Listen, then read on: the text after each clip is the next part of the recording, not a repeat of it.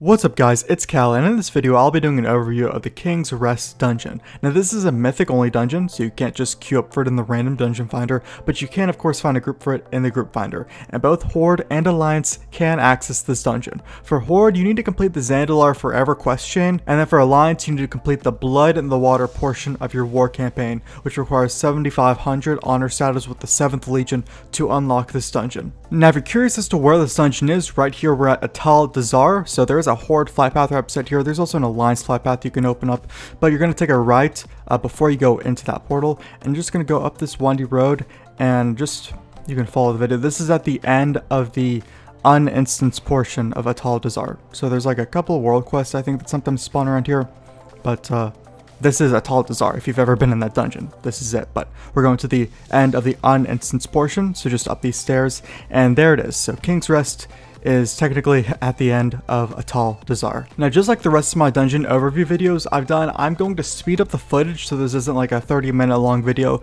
Then I'll explain the boss fights more in depth when we get to those. So anyways, let's get started.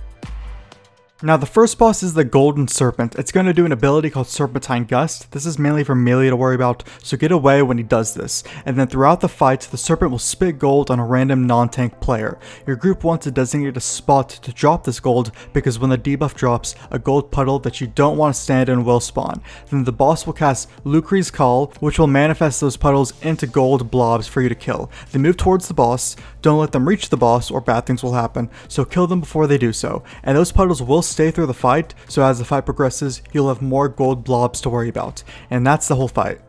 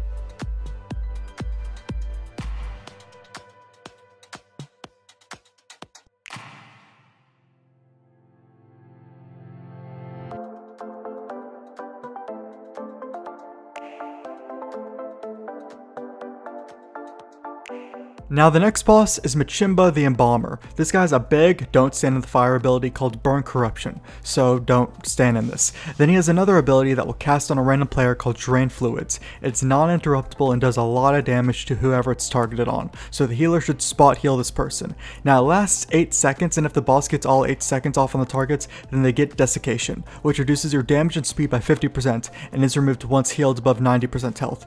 So if it's non-interruptible, how do we avoid getting Desiccation? Well, the only way I see how is if you have an ability to drop aggro. Like I always feign death when he casts it on me. Rogue's Vanish will work, of course, things like that. Shadow Meld for Night Elves might work, not sure, I didn't try it. And then the last ability he has, which is a pretty interesting one, is Entome, which you may have seen a bit of when you were fighting the 2 constructs before this boss. A random non-tank player will get entombed, which will put them in one of the 4 tombs against the wall in the room. This person needs to spam their number 1 button, which will shake their tomb, then someone needs to run up and open that tomb to let them out, but make sure you get the right one or an unnecessary ad will spawn. And that's the boss.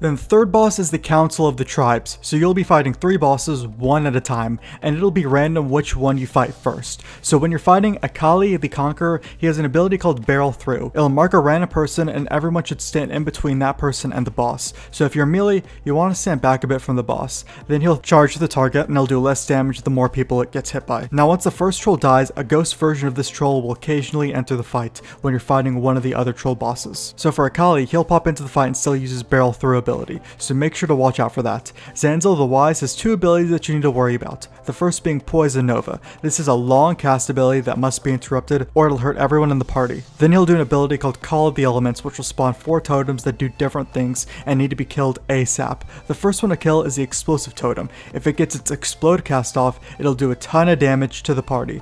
Then I'd kill the Thundering Totem. If this one gets its Thundering Crash ability off, then it'll interrupt all players for 4 seconds. Then the third totem to kill is the Torrent Totem. This will just spawn blue swirls on the ground for you to dodge, so just take it out. Then finally, I take out the Earthwall Totem. When this one gets its cast off, it puts a small absorption shield on the boss, which can just be dispelled off. Then once these die, go back to the boss. Now once the second troll dies, it'll pop into the fight occasionally along with the first troll you killed. So for Zanzil, he'll appear and use his Poison Nova ability, so you need to make sure to target him and interrupt this if you see him casting it. Then you'll fight the third and final troll. So Kula the Butcher really just has one ability to worry about, and that's Whirling Axes. When she casts it, she'll twirl around, hurting whoever is in melee and knocking them back. But she'll also spawn a couple of twirling blades that move around the room for you to avoid. So avoid those. So if Kula is one of the first 2 bosses you killed, then her ghost will appear in the fight and will cast Whirling Axes. So watch out for those. And that's the entire fight.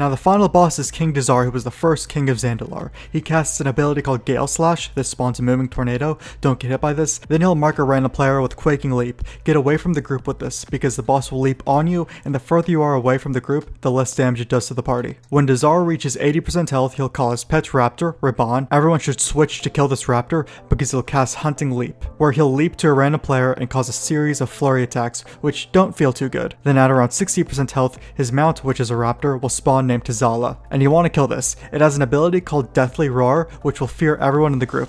And then when he reaches like 30 to 40% health, he'll cast Impaling Spear, which covers portions of the room in visible bronze swirls. Don't stand in these because they hurt and will also stun you. Then you can finish him off, and that's the fight, and the entire King's Rest dungeon.